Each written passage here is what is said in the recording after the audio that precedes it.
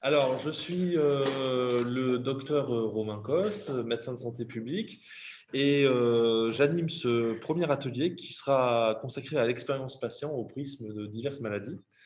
Donc, comme pour tous les ateliers de la journée, le Covid et la santé de chacun étant des facteurs que nous ne maîtrisons pas, nous n'avons pas forcément tous les intervenants que nous avions prévus initialement, mais nous avons quand même de quoi faire. Avec donc aujourd'hui Madame Patricia Souriceau et Madame Isbatou Randria Joani, qui sont deux patientes que je vais laisser se présenter. Alors, je m'appelle Isbatou Randria Joani, j'ai 49 ans. Donc, je suis diabétique de type 1. Je suis la vice-présidente de l'association des patients à Châtres et je suis responsable de projets que je mène avec différentes personnes en Afrique. Voilà. Moi, je suis Patricia Souriceau, j'ai 55 ans et je suis présidente d'une association. Je suis également obèse et aide-soignante dans un centre hospitalier de Blois, ce qui donne beaucoup d'étiquettes, croyez-moi. Et donc, l'association tourne autour de l'obésité, hein, c'est ça? Oui, donc nous, l'association Les PPR 41, c'est une association qui, à la base, était une association pour les patients dans le parcours de la chirurgie de l'obésité. Et au fil des mois, voire des années, aujourd'hui, elle est ouverte aux patients atteints d'obésité, En général, sauf les enfants.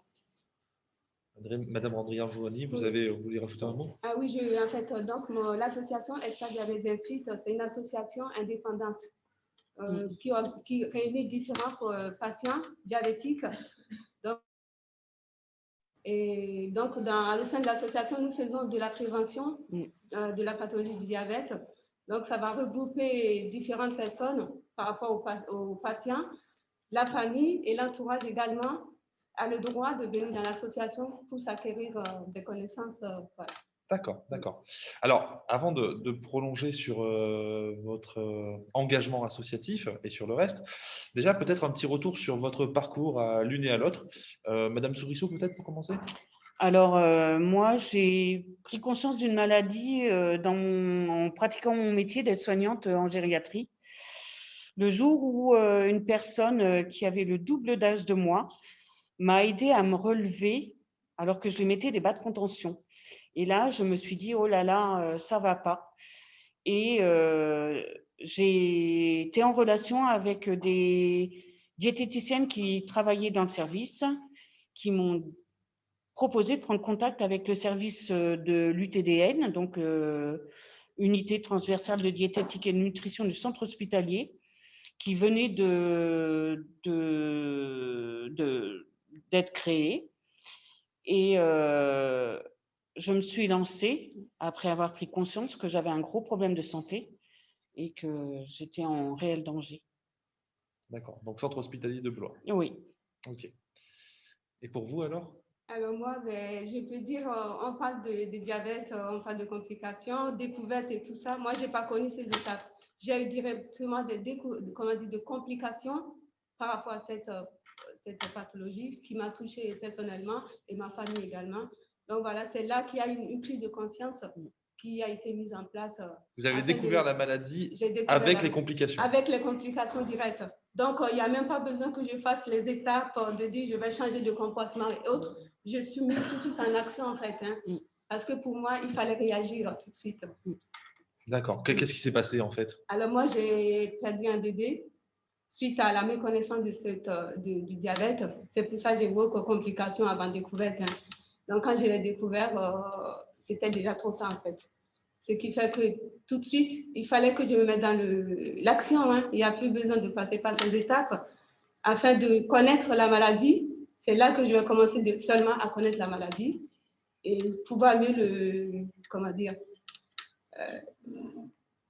le traiter, en fait. Vous voyez? D'accord. Et ce parcours, alors, pour connaître la maladie, qu'est-ce que ça a été finalement? Est-ce que vous pouvez nous le résumer? Alors, le parcours a été comment, en fait? Au départ, il fallait que je sache réellement de quel type de diabète il s'agissait.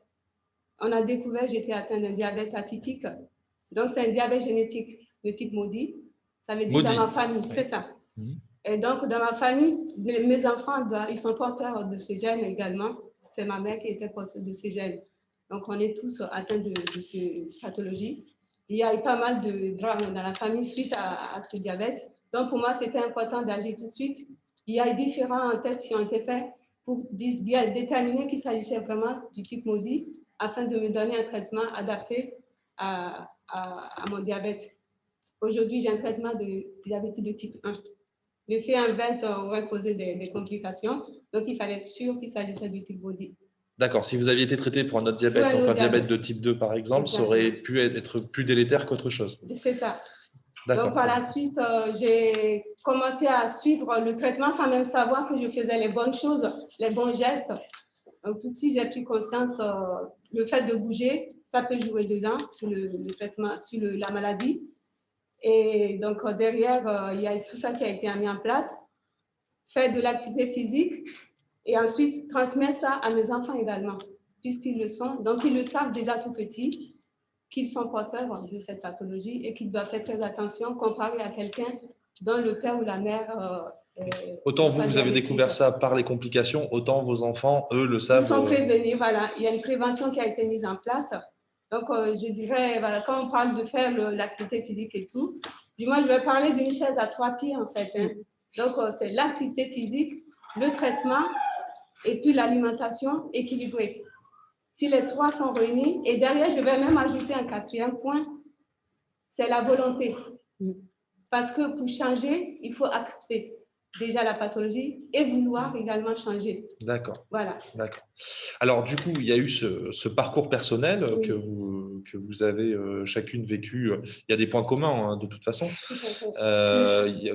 Plus ou moins. Depuis ce matin. Depuis ce matin, oui.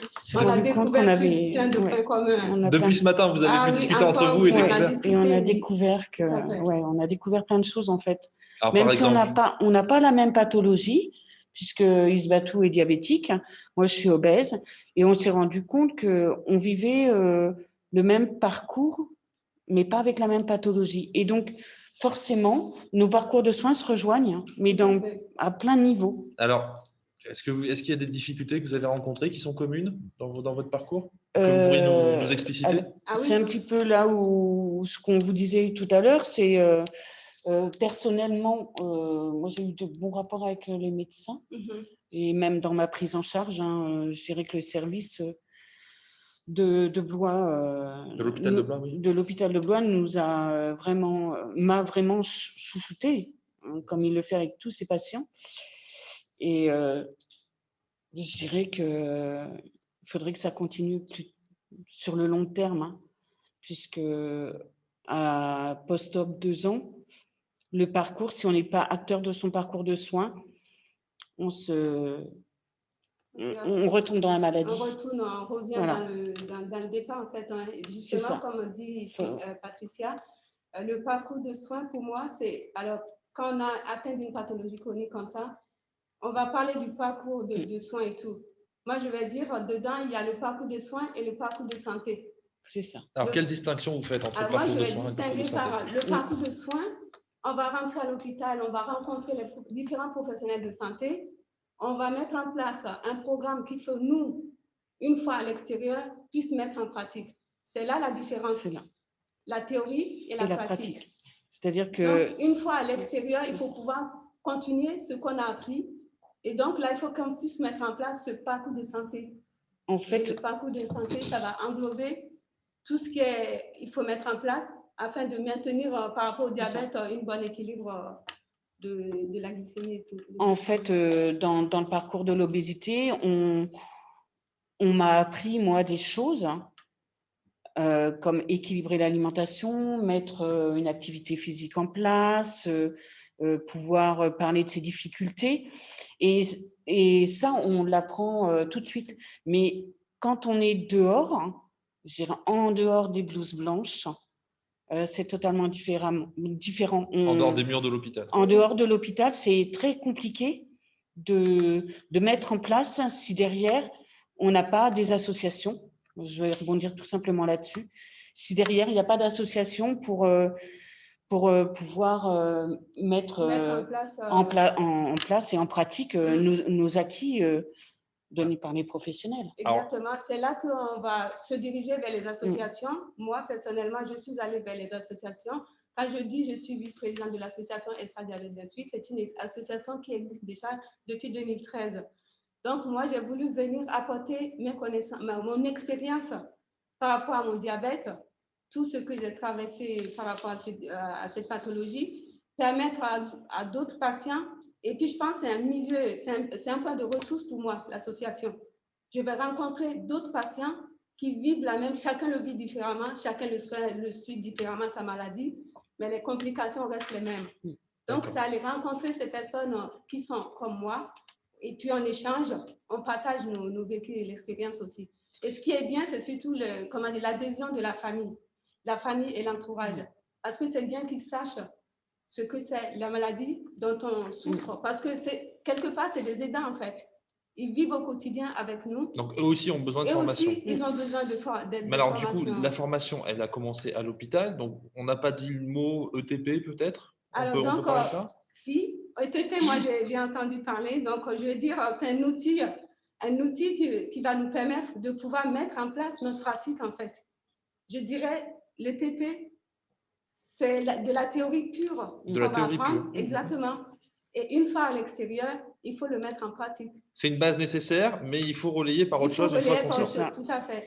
D'accord. Et alors, du coup, là, c'est là qu'on passe de votre expérience patient personnelle au fait qu'à un moment, vous êtes aussi allé vers les autres. Donc, la création des associations. Alors, pourquoi? Alors, moi, dans mon cas, sur Blois, il n'y avait pas d'association d'obèses. Donc, le docteur Éloi, qui est donc médecin, un nutritionniste, m'a dit pourquoi pas. Et j'ai dit pourquoi pas. Donc, je me suis lancée dans la création de l'association. Ça n'a pas été une mince affaire, mais aujourd'hui, parce qu'en fait, quand j'ai créé l'association, je me suis dit, qu'est-ce que tu souhaiterais trouver dans cette association? Et moi, tout ce que j'avais besoin quand je suis rentrée dans le parcours, je l'ai créé pour que les autres patients n'aient pas à chercher ce que moi j'ai manqué, tout simplement. Donc, il y a quand même un manque à combler? Oui, c'était un manque. Je m'interrogeais. Je m'interrogeais sur le parcours. Alors, comme tout le monde, je suis allée voir sur Internet et ça ne répondait pas à mes questions puisque le parcours de Blois est très structuré. Donc, du coup, ça ne répondait pas à mes questions. Et je me suis dit, pourquoi pas voir avec d'autres patients pour qu'on puisse parler des mêmes professionnels, des mêmes problématiques, de la même prise en charge. Et du coup, c'est comme ça que j'ai créé un groupe Facebook où on a pu au départ commencer à échanger et on parlait des mêmes choses, on rencontrait les mêmes problématiques. Et donc, petit à petit, l'association a évolué. D'accord. Alors, je fais un petit point là, juste avant de vous donner la parole. Pour nos téléspectateurs, je ne sais pas comment on dit dans un webinaire, webinateur peut-être, n'oubliez pas que vous pouvez nous poser des questions dans le chat et qui nous seront relayées lors des 15 dernières minutes de l'intervention. Et donc, alors pour vous? Oui, donc en fait, je vais poursuivre dans les associations. Là, il y a plusieurs associations. Suite à cette formation, je dis c'est un outil qui nous permet d'avoir accès à différents endroits où on ne peut pas accéder. Moi, surtout en tant que patiente qui ne fait pas partie du professionnel de santé. Donc, ce n'est pas facile de pouvoir approcher les bonnes personnes afin de pouvoir mettre en place nos projets qu'on souhaite construire avec d'autres personnes. Donc, j'ai parlé d'un projet qu'on mène au Bénin, dans mon pays d'origine. Donc, c'est pareil.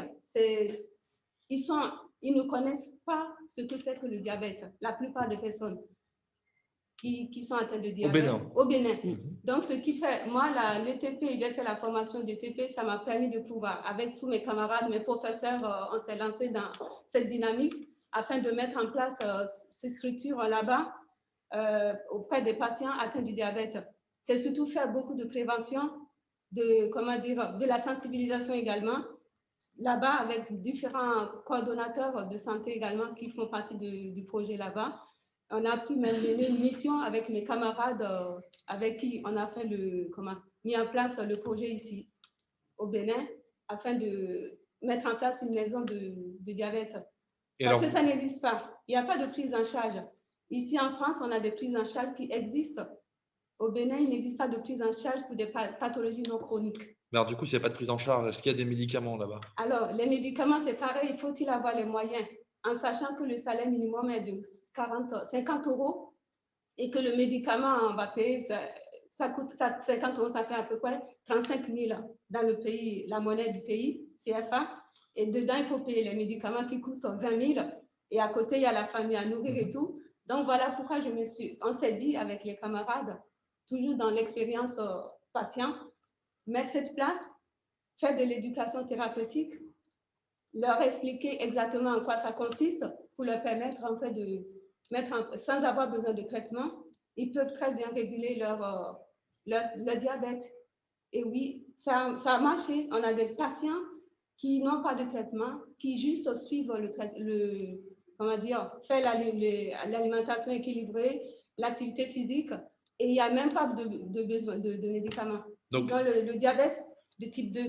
sans traitement médicamenteux, certains patients arrivent à stabiliser leur glycémie. au Bénin. Au Bénin. Et donc, ces patients sont aujourd'hui des patients ressources qui vont, justement, on parle de pérennité, transmettre leur expérience aussi, les connaissances qu'ils ont acquises à d'autres personnes afin d'élargir l'information au niveau national. Et donc, l'objectif aussi, c'est de faire de la prévention au sein des écoles. Ce que nous faisons également dans l'association Espace Diabète 28, on est en train de mettre en place comment obtenir un agrément afin de faire des préventions directement dans les écoles. D'accord, très bien. Alors vous, est-ce que vous avez quelque chose à rajouter peut-être sur les activités de l'association, Madame Souriceau? Eh bien, nous, on a réussi à avoir quelques médecins qui se sont donc impliqués dans l'association, où on a un chirurgien qui essaye de venir au moins une fois dans l'année. Mais on a aussi le directeur du service qui est diabétologue. Et on manque cruellement de professionnels qui veulent s'investir dans les associations et qui soutiennent un petit peu les patients hors blouse blanche. C'est ce qu'on se disait tout à l'heure. Hors blouse blanche, c'est-à-dire? C'est-à-dire que j'ai pu constater lors des réunions qu'animaient des professionnels de santé que les adhérents étaient beaucoup plus ouverts et qu'ils arrivaient à parler de leurs problématiques sans tabou. Et ça aide beaucoup. Donc nous, dans l'association, c'est là où c'est important, c'est-à-dire qu'on peut parler de tout hors médical. C'est-à-dire qu'on parle de nos problématiques de tous les jours. Alors que les professionnels, on a des cases à remplir, on a des protocoles à tenir. Et sur le long terme, ça peut être compliqué. Mais alors, quel serait l'intérêt de faire venir des médecins dans vos réunions, dans vos groupes? Est-ce qu'ils ne limiteraient pas finalement la parole? Non. Non? Non, moi, en 5 ans, j'ai pu constater que non, au contraire. Ah, pourquoi? Parce qu'ils font tomber la blouse blanche? Oui, et même les médecins. Je dirais que même les médecins peuvent se lâcher. Et eux, ils ouvrent leur cœur sur les pathologies. La relation est beaucoup plus facile. Pourquoi? Pourquoi le fait qu'un médecin ouvre son cœur sur son sentiment, sur telle ou telle pathologie, ça rend la relation avec les patients plus facile? Alors là, tu peux répondre, Isbatou? Peut-être pas, tout simplement parce que les patients sont dans un autre cadre. Ils sont plus dans un parcours de soins. C'est plus dans le parcours de santé également. Oui, c'est plus dans le parcours de santé. Et dans l'empathie aussi. Je crois que le fait d'être là entre patients aussi, et voilà, ça crée une empathie. Oui, il y a l'empathie, oui, c'est ça. On sait ce qu'on vit au quotidien et tout. C'est le même problème que nous rencontrons et tout. Et donc, voilà, le professionnel de santé, du coup, il rentre aussi dedans, parce que dans l'association Espace Diabète 28, nous avons des professionnels de santé, diététiciennes, podologues, infirmiers, une infirmière aussi, qui viennent bénévolement, justement, pouvoir faire une continuité de ce qu'on apprend quand on rentre à l'hôpital. D'accord. Une fois à l'hôpital, on nous donne ces outils, mais dehors, il faut pouvoir continuer. Donc, ils sont là pour faire une relais. C'est un point de relais en même temps. Hein. Et puis, on ressent plus aussi l'empathie et la bienveillance des médecins quand en dehors de leur bureau. Vous avez moins l'impression de subir des injonctions? Oui, c'est ça. C'est tout à fait ça. Hein, Exact. On est hors cadre. Donc, du coup, c'est vrai qu'entre patients, déjà, il y a un soutien. C'est-à-dire qu'on prend contact les uns avec les autres. On voit bien avec la Covid, hein, il faut pérenniser ce qui a été mis en place, soutenir ceux qui sont vraiment dans le besoin, qui sont isolés. Et ce Covid, ce contexte sanitaire n'arrange pas les choses. Hein. Donc, il faut continuer à faire tourner les associations, mettre tous les moyens pour que les patients puissent continuer à suivre leur programme qui a été mis en place, voilà, et continuer à suivre les soins, les traitements aussi. Il ne faut pas que ça soit un frein pour que, voilà, c'est déjà difficile en temps normal, donc cette situation sanitaire n'arrange pas les choses. C'est pour ça qu'on continue via Zoom, on crée des ateliers pour continuer à suivre nos ateliers avec les patients. Puis particulièrement, là, dans le cadre de l'obésité, on voit les retombées sociales, hein, c'est-à-dire que déjà, les patients s'isolent encore plus, alors que l'on sait que dans le cadre de l'obésité, il faut sortir, il faut voir du monde, il faut bouger, il faut pouvoir prendre du temps pour faire ses courses. Et là, avec la Covid, on a des reprises de poids. Et quand on reprend du poids lorsqu'on est obèse, combien il peut être difficile d'aller voir un professionnel de santé et lui dire « Docteur, j'ai repris du poids ». On se sent en échec. Et je l'ai vécu, donc je sais de quoi je parle. Mais se sentir en échec devant un professionnel de santé, on pense qu'on va être jugé. Donc, il faut aussi être dans l'acceptation de la maladie, l'acceptation des soins, l'acceptation de reprendre du poids, l'acceptation d'une reprise de conscience de la maladie. Et je dirais tout simplement, obèse un jour, obèse toujours. Diabétique un jour, parce que même si on pense, voilà. Même si on pense que voilà, il y a beaucoup de patients qui pensent que une fois qu'on a le traitement, on va guérir. C'est pas le cas du diabète. Eh bien, pareil pour surtout de type 1. Il y a beaucoup qui pensent, ça y est, j'ai le traitement, je vais guérir. Non, c'est un traitement à vie. C'est quelque chose qu'il faut apprendre à gérer au quotidien. Et l'association aide avec ça? Exactement. Il aide, on intervient pour rencontrer. Moi, je rencontre personnellement à l'hôpital les patients. Et quand je parle des patients qui n'ont pas de traitement, juste en suivant le programme qui a été mis en place, faire l'activité sportive, manger équilibré et tout, ils ont des tests, des résultats qui sont stables et qui le témoignent même, qui disent « moi, je ne veux pas arriver jusqu'à l'injection d'insuline et tout ». Donc, quand ils reviennent à l'hôpital, c'est pour une piqûre de rappel et pouvoir continuer à pratiquer ce qu'ils font. Enfin, moi, je leur dis, c'est un menu qui fonctionne, continuez, quoi. Il ne faut pas changer les ingrédients. C'est ce que je dis aux clients. Et puis, nous, ce qu'on dit, c'est que l'association, elle est là surtout pour guider les personnes qui sont dans le parcours de la chirurgie de l'obésité en pré-op et en post-op. Et la chirurgie, c'est ce à quoi nous, les patients qui ont un peu de recul, on peut leur dire attention, la chirurgie, ce n'est pas tout. Mais comment un médecin, vous voyez, un chirurgien vous dire je vais vous opérer, mais c'est pas gagné, il peut pas. Je ne sais pas s'il ne peut pas ou si c'est juste qu'on ne peut pas l'entendre à ce moment-là. Peut-être. Je me permets de mettre une réserve là-dessus. Voilà, mais voilà, la chirurgie, ça, c'est pas un remède. Quand on a subi une chirurgie de l'obésité, c'est toute une éducation thérapeutique, tout un système de soins qui va être sur la vie. D'accord. Alors, on va laisser la parole aux questions, le temps des questions. Juste, est-ce que vous avez un dernier mot pour conclure? Alors, nous, on avait fait une petite conclusion toutes les deux tout à l'heure. On avait mis… Vous avez bien travaillé en attendant. On a juste dit que le partage des connaissances et d'expériences, c'est indispensable pour pérenniser la la sérénité dans les associations. C'est-à-dire que chaque patient, hein, Oui, il chaque doit… patient doit être responsable parce que nous, on est patients. On et s'appelle tout. Isbatou et Patricia, Voilà, et demain, ce Patricia, sera mais il y a Isabelle et d'autres, Jean. voilà, il y aura Voilà. d'autres, il y en a C'est ça. plein. Donc, plus il y aura d'informations qui vont être transmises, plus il y aura des personnes derrière qui vont prendre la relève C'est aussi, ça. pour qu'il y ait une continuité dans le temps. Voilà, D'accord. demain, l'association, ce ne sera pas Isbatou et Patricia, ce sera Jacques et Isabelle Voilà, ou il y aura ou d'autres Pierre et personnes. Paul. Ça ne s'arrête pas qu'à un prénom. C'est voilà, il faut passer le relais et il faut passer les bonnes informations. Et Surtout aller les chercher à la source, c'est comme ça. je dis. D'accord. Les Bon. recherches, voilà. Très bien, merci en tout cas. Donc, quelques questions. Merci. Alors, une première question, je suis désolé, je ne sais pas trop comment la contextualiser. Quelle est la place du gynéco, des autres soignants libéraux, voire du médecin traitant au sein, en interaction avec l'association, je suppose? Ça doit être ça? Dans la pathologie en général, d'accord. Alors, nous, dans la chirurgie, on a tout un suivi, mais bien souvent, le médecin traitant, il a juste ses comptes rendus et ce que le patient veut bien lui dire.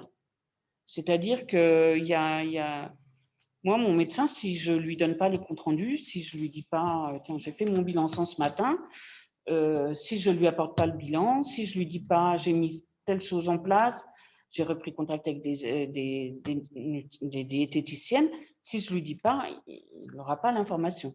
Et ce n'est pas le service qui sont débordés qui vont pouvoir passer les informations. C'est exactement pareil. Hein. Donc, quand moi je rencontre ma gynéco, justement, je lui donne mes résultats. Ce qui serait bien, je me demande si c'est possible qu'un professionnel de santé il y ait un relais de dossier, en fait. Plutôt qu'on dise, moi je viens, je donne les résultats, au moins ils auront des papiers, des résultats concrets à se transmettre entre professionnels de santé. Je vais même ajouter les dentistes aussi dedans. Ah oui, parce que les dents, en fait, ça fait partie de notre corps aussi. Mais c'est quelque chose que voilà, on n'en parle pas dans comme on dit, dans la pathologie du diabète aussi. Donc moi, j'ai justement fait intervenir, donc mon expérience m'a fait intervenir un dentiste au sein d'un atelier et qui nous a évoqué justement les complications que ça peut avoir, les dents avec le diabète. D'accord. Et les dents avec l'obésité. Et l'obésité, voilà. Puisqu'il faut mâcher, il faut saliver pour pouvoir… Exact. Donc, moi, je pense si on transmet les dossiers, faire une sorte de parcours de transmettre le dossier des patients à chaque professionnel de santé qu'on a cité là, pour qu'il soit au courant des traitements qu'on a. Donc, une meilleure circulation d'informations. Exactement, pour qu'il y ait une meilleure circulation d'informations. Alors, autre question, le parcours ETP est-il réalisable selon vous ailleurs qu'à l'hôpital, en dehors de l'hôpital? Moi, je suis mal placée parce que j'ai essayé de faire l'ETP en étant à l'hôpital. Peut-être que ce n'était pas le bon moment, mais je m'accroche, je vais refaire ma demande. Mais je pense que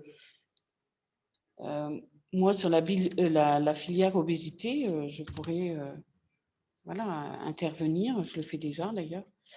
Mais je pense que c'est surtout aussi une reconnaissance. Hein. Une reconnaissance, c'est-à-dire? Ouais.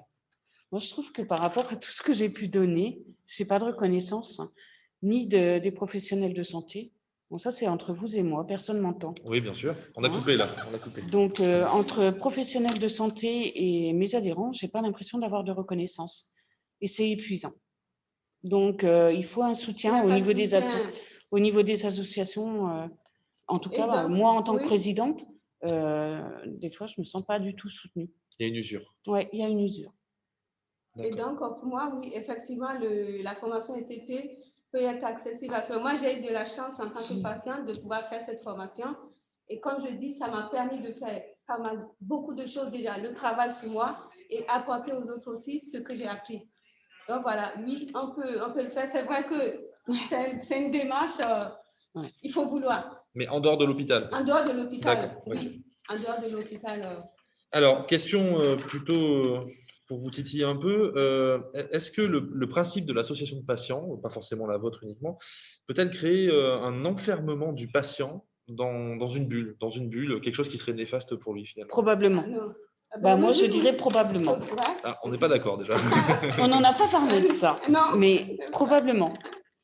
C'est-à-dire qu'encore une fois, on reste dans un cercle. Et je pense qu'une association à elle toute seule n'avancera pas. C'est-à-dire qu'il faudrait que toutes les associations puissent à un moment se communiquer entre elles, passer des adhérents à une autre. Par exemple, dans le cadre de l'obésité, tu as des patients qui sont diabétiques. Bon, après, avec la chirurgie, le diabète peut éventuellement disparaître. Mais moi, ça ne me dérange pas de dire à mes adhérents, allez voir à l'Escale 41 qui est, par exemple, spécialisé dans le diabète. Même voilà, dans l'association également, nous, on a des patients qui ne sont pas spécialement diabétiques, en fait. On a des patients justement qui ont des problèmes de poids qui viennent suivre les ateliers également. Donc, c'est vraiment ouvert. C'est pas, comment dire, limité. Hein. Voilà. C'est pas limité. D'accord. C'est pas dans une ville, c'est assez ouvert. Alors du coup, bon, il y a quand même besoin, ce que vous dites, c'est qu'il faut qu'il y ait une dynamique, qu'il y ait des échanges, qu'il ne faut pas que l'association fonctionne en vase clos. Et vous répondez un peu à la question suivante, finalement, comment vos associations aident les personnes qui ne sont pas elles-mêmes dans l'association, qui n'entrent pas dans les associations? Alors, donc, nous, en fait, ils sont libres d'appeler quand ils veulent. C'est ce qu'on leur dit. Vous avez besoin d'informations, vous appelez. Il y a des personnes là qui sont présentes pour répondre à vos demandes et tout. Donc, non, on n'est pas du tout fermé, même si on n'est pas adhérent. On a le droit à l'information. Alors là, vous parlez de gens qui viendraient vous chercher. Tout à l'heure, vous évoquiez aussi votre volonté de créer des actions dans les écoles. Oui. Est-ce qu'il y a, donc là, c'est plutôt vous qui allez vers un public qui pourrait. Alors, en fait, c'est qu'on a eu de la demande. Hein. On assiste déjà, on fait déjà des actions comme ça au sein des écoles. Et c'est là qu'on s'est dit, écoutez, en plus, moi, j'avais déjà pensé par rapport au projet qu'on a mené au Bénin, de faire tout ça au niveau des écoles, faire des actions de prévention et tout. Et donc, ici, dans l'association Estade Diabète 28, on nous appelle déjà. On nous sollicite quand il y a des organisations, des événements qui se mettent en place et tout. On est toujours invité pour participer. Donc, nous, on participe déjà dans les écoles qui nous sollicitent. Aujourd'hui, on veut vraiment obtenir un agrément afin de pouvoir venir directement. C'est nous qui allons proposer nos services des écoles. Et puis, pour nous, pour les PPR, en fait, dans le service, alors, ils ont les poupées et poupons russes 41. L'image des poupées et poupons russes, la grosse poupée qui devient petite. Bon, après, c'est un petit délire. Mais dans le service, ils ont le dépliant de l'association et libre à eux de prendre contact ou pas. C'est-à-dire qu'on ne peut pas obliger un patient à rentrer dans une asso. Il faut que le patient il soit prêt parce que ce n'est pas évident de dévoiler son intimité à une association. D'autant plus quand on est obèse, avec ses physiques, ça se voit l'obésité. Donc, ce n'est pas facile. Donc, il faut que le patient, du coup, l'adhérent pour moi, avance dans son parcours et libre à lui de choisir la manière dont il va le faire. Hein. Soit il va pouvoir avancer seul et c'est bien. S'il a besoin d'aide, il y a le service qui va les diriger. Il y a nous. Et derrière, moi, en tant que présidente, excusez-moi, mais c'est une notion qu'on n'a pas forcément abordée clairement. Il y a quand même un partenariat avec le service. Oui. Nous, voilà. Moi, j'y tiens. Et je sais renvoyer, je renvoie aussi les adhérents au service parce que je ne suis pas médecin, je ne suis pas laborantine, hein, je ne sais pas lire une analyse de sang. Donc, je renvoie au service et sur un plan psy, c'est pareil. Dans l'obésité, on sait que l'isolement social provoque aussi beaucoup de, comment on pourrait dire, d'isolement. Et c'est pas facile de parler de ça. Donc, moi, je les renvoie sur le service qui va les diriger vers la psychologue ou éventuellement un psychiatre parce que on peut pas apporter. Donc, je dis que chaque patient est maître de son parcours et en aucun cas l'association va dire il faut que tu fasses comme ça. Non, c'est chacun va faire son parcours de soins. C'est tout à fait. C'est ça. Même au sein de l'association, c'est pareil. Hein. Nous, je pense que le patient est acteur de sa santé. C'est ça. C'est à lui de décider. On ne peut pas forcer quelqu'un à changer. Il faut que ça vienne de la personne. Donc voilà, nous, on laisse libre champ. Hein, et tout ça, on a dit en restant dans l'empathie et dans la bienveillance. sans jugement. Sans jugement. C'est à lui de décider ce qu'il ça. veut faire. Alors ça, c'est une règle que vous êtes découvert, cette règle commune aux deux associations, Oui, c'est ça? oui, on C'est ça. l'avait. Ouais. D'accord, c'est intéressant. Et toute dernière question, enfin je pense. Oui, d'accord. Est-ce qu'il vous arrive de former des soignants à votre situation médicale? Alors, non. Former des soignants, moi, personnellement, non, pas former des soignants. Mais c'est arrivé qu'on me convoque à des conférences à l'école d'infirmière et tout ça, justement pour parler, moi, par rapport à mon parcours en tant que patiente. Comme j'ai fait la formation ETP, comme je dis, c'est un outil qui nous permet de pouvoir avoir d'autres choses et d'aborder d'autres personnes de milieu. Voilà. Donc, moi, j'ai été convoquée pour faire une conférence, justement, pour parler de l'ETP avec l'association, ce que nous faisons et tout, à l'école d'infirmière de Chartres. Donc, vous ne parlez pas de formation c'est parce pas que une formation, c'est plus... Vous ne leur donnez pas des cours de l'apprentissage de la technique ou de la théorie, mais plus un point de vue. Un point de vue, exactement, et puis d'échanges thérapeutiques et ce que nous menons en tant qu'action et tout. Est-ce que ça leur apprend quelque chose? Oui, je pense parce que, en fait, en même temps, j'ai évoqué le fait de mener ce projet qu'on mène avec différentes associations en Afrique, au Bénin. Et il y a beaucoup qui ont été intéressés parce qu'ils doivent partir faire des stages.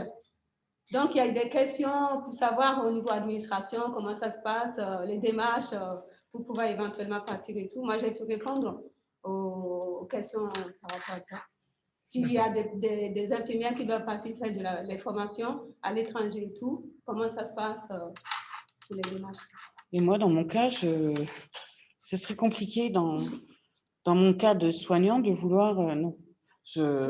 Et en plus, je ne suis pas ETP, donc je joue que sur mon expérience. Il n'y a pas la sanction du diplôme. Voilà, il n'y a pas cette reconnaissance en fait. Il n'y a pas cette reconnaissance. Donc vous ne sentez pas à l'aise avec cette idée en fait. Je m'en sens capable, mais je ne me le permettrai pas. On a 2 minutes pour insister là-dessus. Je m'en sens capable, mais je ne me le permettrai pas. Non,